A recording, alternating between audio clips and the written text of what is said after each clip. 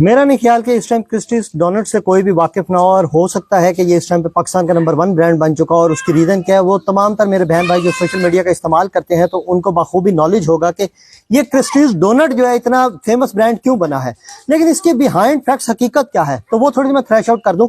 کہ یہ جو وقوع سرزد ہوا ہے یہ آج سے 1.5 ماہ قبل قاضی فیض عیسیٰ صاحب وقت کے جو حاکم ہیں ان کو للکارا گیا ہے۔ تو یہ آپ دیکھیں لمحہ فکریہ ہے کہ ریولوشن جو ہے وہ ہمیشہ اسی طرح سے آتا ہے، انقلاب اسی طرح سے آتا ہے۔ بظاہر وکیل تو میں اس چیز کو کنڈیم کروں گا کہ یہ سیلز مین نے جو حرکت کی ہے وقت کے قاضی کے ساتھ بہت غلط حرکت کی ہے، لیکن قاضی صاحب کے لیے یہ لمحہ فکریہ ہے کہ آج اس نے یہ حرکت کیوں کی ہے، ریزن کیا ہے، اس کی وجہ کیا تھی۔ ایون دو کہ بیکری نے اس سیلز مین کو بھی نکال دیا اور اس کسٹمر سے، اب تو وہ کسٹمر تھا،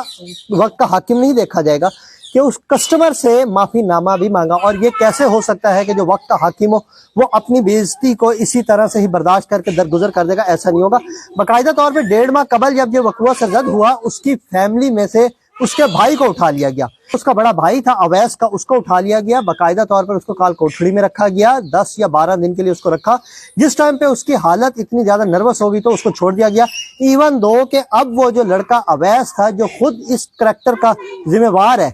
جس نے ایک تو لفظ کا غلط استعمال کیا اور دوسرا جو اس نے ایکٹ کیا وہ بھی اس نے غلط کیا۔ بظاہر تو ایک سیلز مین کو ایسی حرکت نہیں کرنی چاہیے تھی، اگر اس نے کر دی اور اس کے بعد جو ہے وہ اب غائب ہے اس ٹائم تک، تو اس کی فیملی کو ٹارچر نہ کیا گیا ہو یا اس کی کھوج نہ لگائی جا رہی ہو تو ایسا ممکن نہیں ہے۔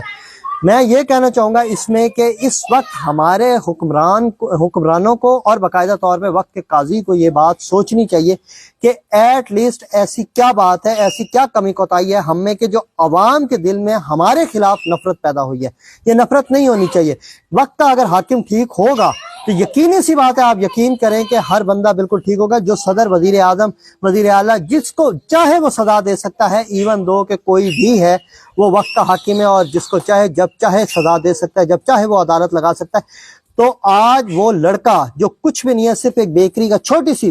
بیکری کا سیلز مین تھا، اور وہ سیلز مین یہ حرکت کر گیا ہے، تو یہ آپ کے اور میرے لیے لمحہ فکریہ ہے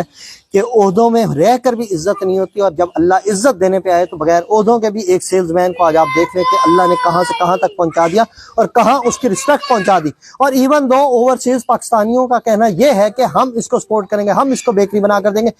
گو کہ ان کی بیکری سیل ہوئی، گو کہ انہوں نے اس سیلز مین کو نکال دیا، لیکن ہم اس کو سپورٹ کریں گے، جب بھی یہ آئے گا ہم اس کے ساتھ ٹھہرے۔ باقاعدہ طور پر ان کا معافی نامہ بھی میں آپ سے شیئر کر دیتا ہوں، اور اس کے علاوہ جب اس کو سیل کیا گیا وہ تصویر میں آپ کے ساتھ شیئر کر دیتا ہوں، اور اویس کی بھی تصویر میں آپ کے ساتھ شیئر کر رہا ہوں۔ تو یہ تینوں چیزیں آپ نے دیکھ لی ہوں گی۔ اب آپ خود بتائیں کہ ہمارے لیے کتنا لمحہ فکریہ ہے کہ اگر آج ہم نہیں سوچیں گے، اگر صحیح حقائق پہ فیصلے نہیں کریں گے، حقائق پہ مبنی فیصلے نہیں کریں گے،